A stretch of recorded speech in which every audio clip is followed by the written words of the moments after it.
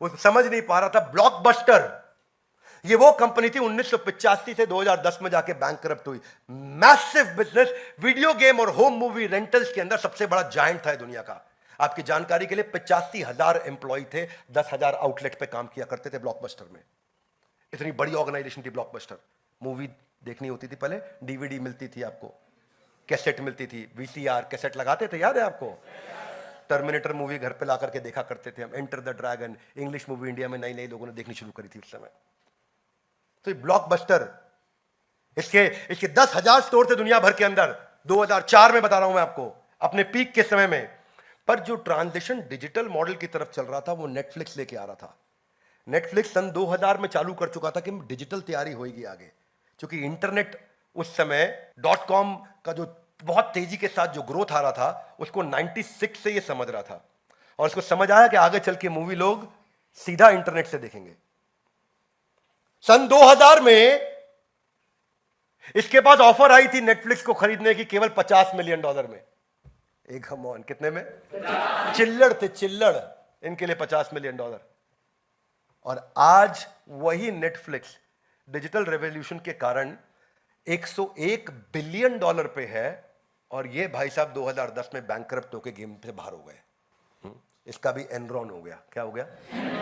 Enron हो गया इसका भी। ये ट्रांजिशन को नहीं पहचान पाना। जनरल मोटर, भाई साहब जनरल मोटर कितने साल चली मालूम आपको दुनिया में? 101 साल चली। 1908 में आई थी, 2009 में बैंकरप्ट हुई। क्यों जनरल मोटर बैंकरप्ट हुई? क्योंकि वो नई टेक्नोलॉजी में पैसा ही नहीं लगाया उसने कभी। अमेरिकन कंपनी, जायंट, इतना बड़ा जायंट, 100 साल से ज्यादा काम किया उसने, पर ब्लेटेंटली कंपटीशन को इग्नोर किया और नई टेक्नोलॉजी में इन्वेस्ट नहीं किया।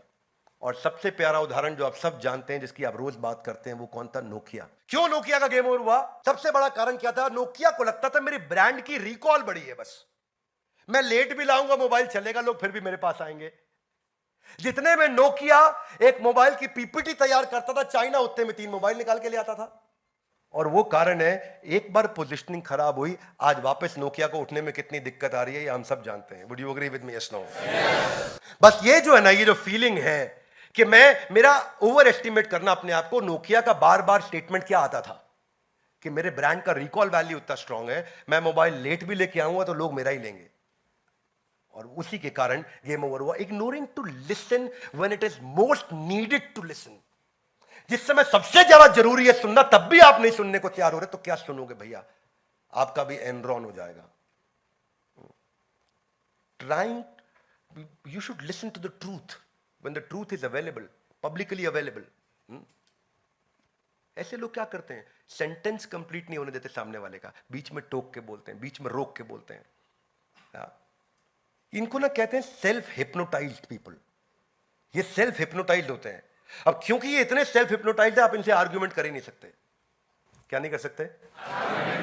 तो इस अबव एवरेज सिंड्रोम से बाहर निकलने के लिए 2 चीजों का ध्यान रखना। You are not as good as you think you are, and they are not as poor as you think they are. आप इतने अच्छे नहीं हो जितना अपने आप को अच्छा समझते हो, और सामने वाला इतना कमजोर नहीं है जितना आप उसको कमजोर समझते हो। इसकी कम से कम तैयारी करके चलिए। इस दुर्योधन सिंड्रोम से बाहर कैसे आ जाए? लर्निंग करके। कैसे आ जाए? लर्निंग करके। रोज इन्वेस्ट करें अपने लर्निंग पे। दाया हाथ आगे लाइए, बोलिए आज से अपनी लर्निंग पे रोज समय लगाऊंगा। ये वचन लेना चाहिए हर इंसान को। ये वचन लेना चाहिए कि मैं ये वचन लूंगा, अपनी लर्निंग पर लगाऊंगा। किसी और को नहीं दे रहे हो भाई, अपने लिए कर रहे हो। शार्पनिंग द सॉ इसी को बोलते हैं। यही अब्राहम लिंकन बोलते थे, अगर मेरे को पेड़ काटने के लिए आरी दी जाएगी तो 8 घंटे में मैं 6 घंटा धार लगाऊंगा, और 2 घंटे में इतनी पेड़ काट दूंगा जितना कोई हिसाब नहीं जोड़ पाएगा, क्योंकि वो धार लगाना है इसको। क्या लगाना है? नहीं तो आप अपॉर्चुनिटीज को मिस कर जाओगे।